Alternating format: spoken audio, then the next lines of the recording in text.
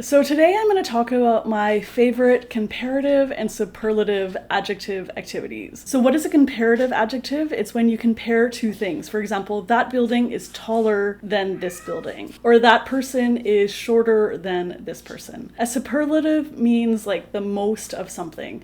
That's the biggest or tallest building in the city, or she's the shortest person in the class. So my first simple idea for an activity is to put students into pairs and they have to make some sentences. For example, I'm older than him, or he's taller than me. The second idea I have is to play hot potato. So you can get some music on YouTube. There's even like hot potato music that stops automatically. Students can pass around an object. I like to do a soft object just for safety in the classroom, maybe like a little stuffed animal or something. When the music stops, I show students two flashcards. So maybe there's a pig and there's a dog, and students have to make a sentence with those two things using a comparative adjective. So for example, pigs are usually bigger than dogs. The third idea I have is to use picture prompt. So you can put a big picture up on the screen and then students can make some sentences using what they see. So for example, the woman looks older than the man, or the child is shorter than his mom. The next idea I have is dialogue substitution. So if you're using a textbook, there's probably a dialogue that has comparative adjectives or superlative adjectives in it. If you ask students to read it together in pairs, they kind of just blow through it without really paying attention to what they read. And it's not really the student's fault, it's because I haven't really given them a reason to actually pay attention to what they're reading. So instead, I like to remove the comparative and superlative adjectives, put them in a little word bank at the top, and then students have to read it carefully and fill in the blanks. So it turns it kind of from just a reading-focused activity to one also focused on meaning, grammar, and vocabulary.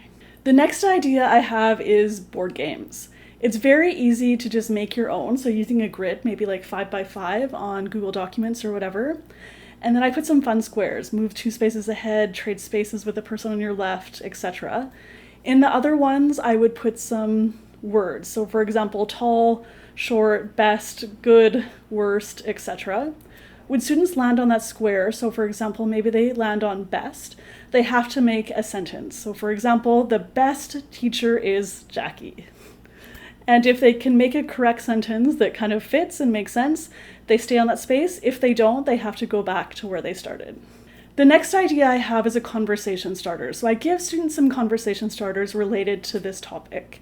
So for example, it's been the worst day, and then students have to continue that conversation, maybe talking about why. Or I had the best weekend, and then students can continue that conversation. The final idea I have is disappearing text. So this is kind of just a nice review at the end of class if you have a minute or two. So you can write a sentence on the board. So for example, the best movie is Forrest Gump.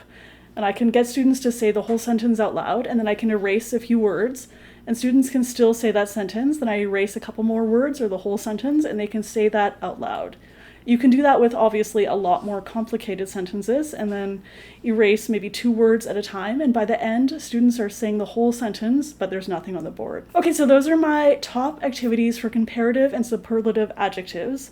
If you like these activities, please hit like, subscribe, and be sure to check out my book, 101 ESL Activities for Teenagers and Adults.